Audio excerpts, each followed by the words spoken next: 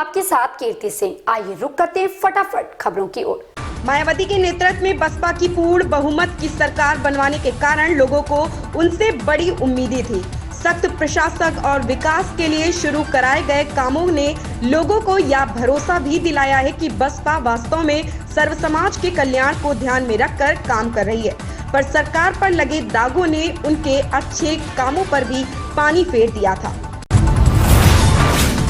ममता बनर्जी के नेतृत्व वाली तृणमूल कांग्रेस पार्टी अब विपक्ष का मुख्य चेहरा बनने की तैयारी में है। यही कारण है कि टीएमसी ने एक एक करके अपने पत्ते खोलने शुरू कर दिए। पहले कांग्रेस पार्टी के वरिष्ठ नेता कीर्ति आजाद और अशोक तंवर को अपने पाले में करके टीएमसी ने इसका सबूत दे दिया था। अब खबर यह है कि कांग्रेस द्वारा बुलाई गई विपक्षी दलों की बैठक में भी टीएमसी शामिल नहीं हो रही है।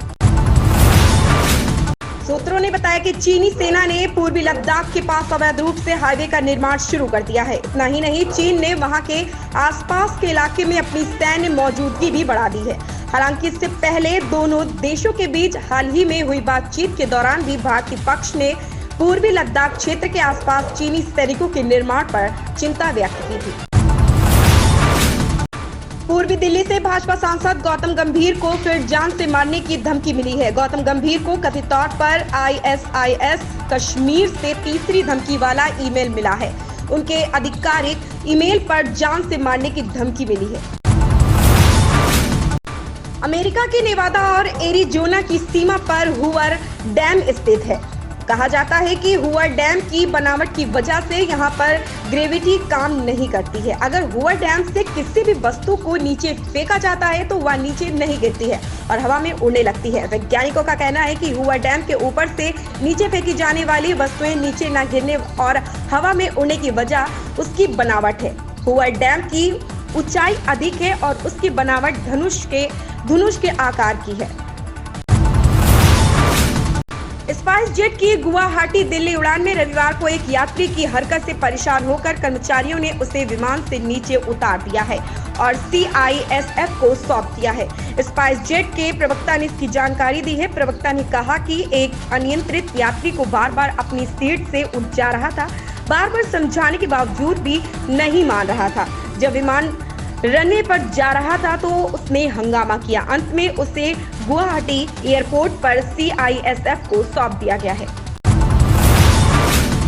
उत्तर प्रदेश शिक्षक पात्रता परीक्षा UP-TET कड़ी सुरक्षा व्यवस्था के बीच आज यानी 28 नवंबर को आयोजित होने वाली थी, किंतु परीक्षा के दौरान पेपर लीक हो जाने की वजह से शिक्षक पात्रता परीक्षा को रद्द कर दिया गया है। बेसिक शिक्षा विभाग के निदेशक सर्वेंद्र विक्रम सिंह ने इस बात की जानकारी देते हुए बताया कि व्हाट्सएप प्रश्न पत्र लीक होने के कारण परीक्षा को निरस्त कर दिया गया है। महाराष्ट्र के मंत्री नवाब मलिक ने शनिवार को आरोप लगाया है कि कुछ लोग उन्हें अनिल देशमुख की तरह झूठे मामले में फंसाने की कोशिश कर रहे हैं। अब मलिक ने इस आरोप पर जवाब देते हुए भारतीय जनता पार्टी ने कहा कि एक अपराधी को हमेशा पकड़े जाने का डर रहता है। अगर कोई मलिक का पीछा कर रहा है तो महाराष्ट्र में किसकी सरकार है, गृह मंत्रालय किसके पास है। रेलवे मणिपुर में दुनिया का सबसे ऊंचा पुल बना रहा। यह 111 किलोमीटर लंबी जिरीबाम इम्फाल रेलवे परियोजना का एक हिस्सा है। यह पुल यूरोप के मोंटेनेग्रो में 139 मीटर माला रिजेका वायडक्ट के मौजूदा रिकॉर्ड को तोड़ते हुए 141 मीटर 34 मंजिला इमारत के बराबर की ऊंचाई पर बनाया जा रहा है।